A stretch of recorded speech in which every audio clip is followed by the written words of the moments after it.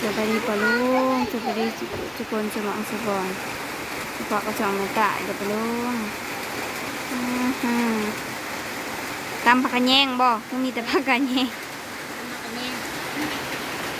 มากระเนงเยอะๆเม็ดนัวจ้องจ้องมันจะเป็นเมืองมันเมนูเห็ดเมนูหมกหน่อไม้ปะลุง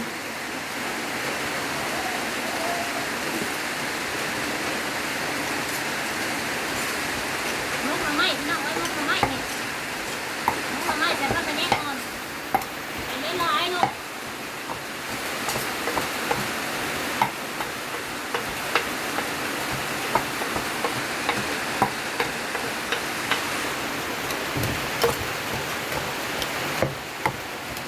ว่าพักกระเนงคนลายได้ผมเก็บมามันหน้าเป็นมูนี่แล้วพักกระเนงเก็บมาแต่ถ้าอื่นมันลายก็ได้ใส่ลายมันตกพี่น้องเอ้ยไปใช้สิได้เองเนี่ย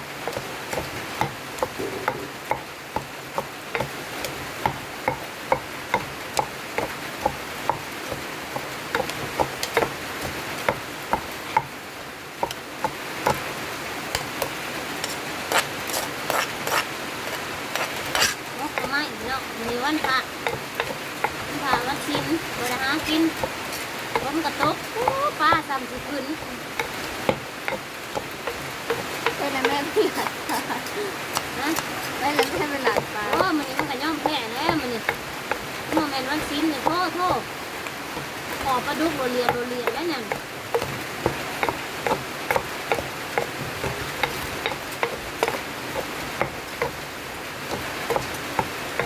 แซ่บบ่ไม่น้องโมเมนต์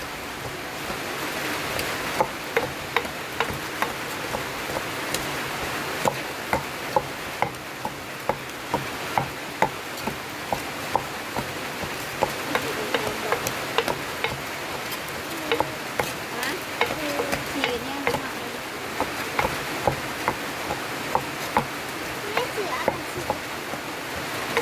กินข้าวปะลุงกินปะลุง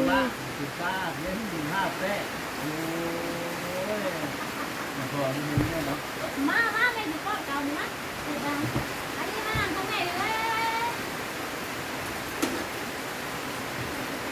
มาใส่ป้าดิลูกใส่ก็คนใหญ่มา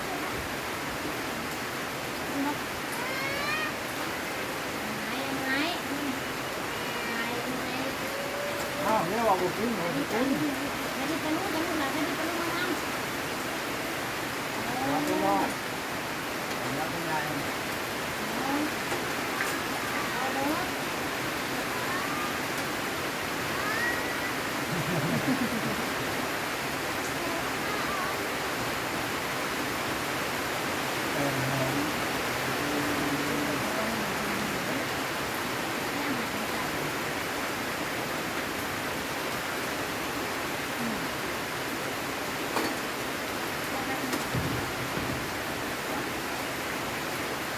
มาเลยไม่ได้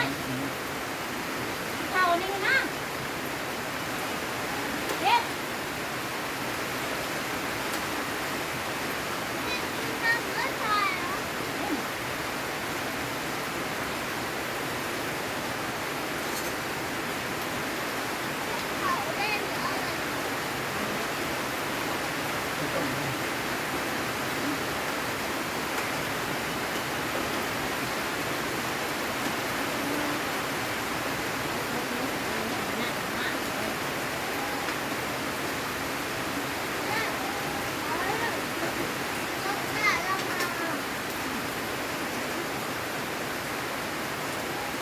ว่ามาเป็น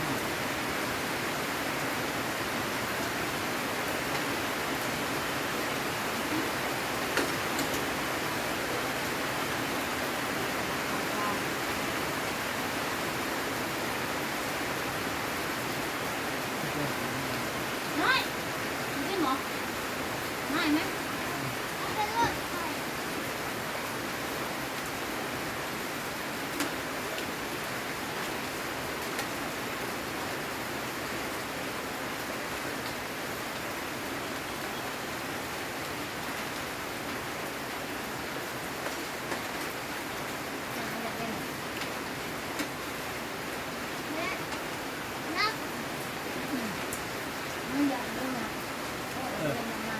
ห้างเขาก็ยังหัวลงมาเลย เดี๋ยวก็ หัว นิ่มก็นิ่มมากเลยคือว่าบนนั้นหลวงเนี่ยเขาเอา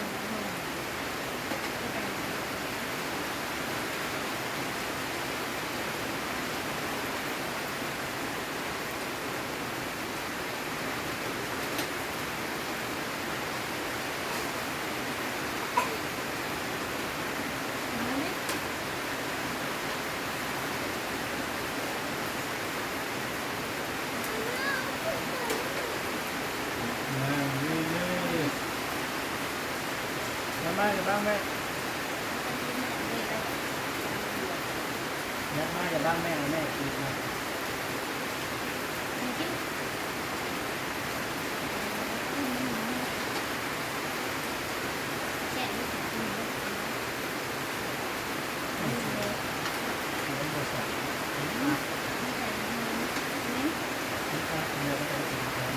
ต้องดูก่อน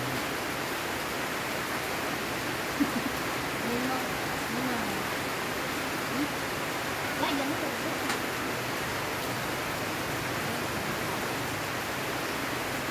น้อยไม่ได้เนี่ยเอาก็ต้องมันก็เสียกันแม่เนี่ยตัวที่ใคร